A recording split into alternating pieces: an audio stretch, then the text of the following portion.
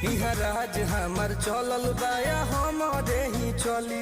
ढेर अइले गइले गुंडा माफिया कटने बाहुबली, केहू के बस के चीज नइखे। इहा राज हमार चलल बाया हमारे ही चली। ढेर अइले गइले गुंडा माफिया कटने बाहुबली, मार के गोली बंद कदम बोली हरदम ला सुता दे। माहौल जवन बदलियो के दुनिया से उठा दे, माहौल जवन बदलियो के दुनिया से उठा दे।